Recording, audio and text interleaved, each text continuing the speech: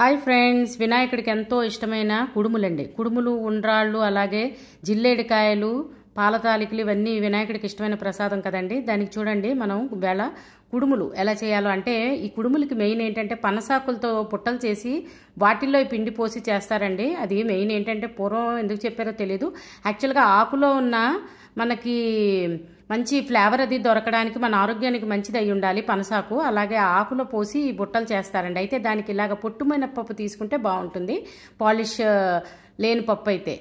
ఆ పప్పుని శుభ్రంగా కడుక్కొని అది చక్కగా గ్రైండర్లో మన ఇడ్లీ పిండి ఎలా ఆడుకుంటామో ఆ బ్యాటర్ అలా ఆడుకోవాలండి. ఆడుకున్న దాంట్లోకి అయితే దీంట్లోకి సాల్ట్ అలాగే వాటరు పోసి చూసుకుంటూ మనం ఎలా అయితే ఇడ్లీ బ్యాటర్ ఆడుకుంటామో అలా చూసుకుని రుబ్బుకోవాలి. దీనికైతే మనం ఏం చేయాలంటే ఇడ్లీ రవ్వ కాకుండా రైస్ రవ్వ వాడుకుంటే కనుక ఈ కుడుములు చాలా బాగా వస్తాయండి.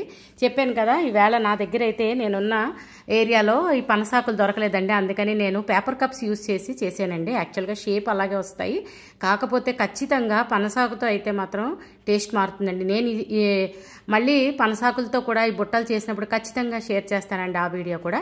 ఈవేళ పేపర్ కప్స్తో ఎప్పుడైనా మనకి ఏంటంటే చూడండి, పని మనుషులు అది రానప్పుడు, లేదంటే మనకేదైనా కొంచెం బద్ధకంగా ఉన్నప్పుడు అలా పేపర్ కప్స్తో ఇలా ఇడ్లీ పెట్టుకుంటే కనుక చాలా ఈజీ అవుతుంది. సామాన్లు గట్ట ఎక్కువ అవ్వకుండా తోముకోవడానికి అది కూడా ఈజీగా ఉంటుంది.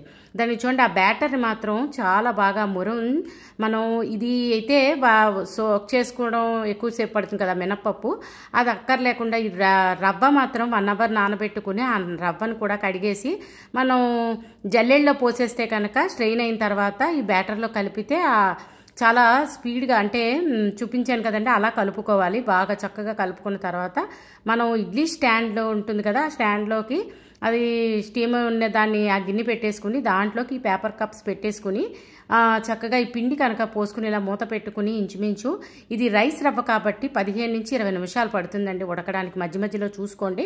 ఒకవేళ ఉడకకపోతే కనుక మళ్ళీ మూత పెట్టి ఉడికించుకొని ఇలాగ స్పూన్తో కానీ, లేదంటే ఫోర్క్తో, లేదంటే టూత్ పిక్తో దేంతోదైనా టెస్ట్ చేసుకుని ఉడికితే కనుక పక్కకు పెట్టుకుని, ఎప్పుడు చెప్తుంటాను కదండి చట్నీ మన చాయిస్ అండి, దేంతో తీసుకున్నా చాలా బాగుంటుంది.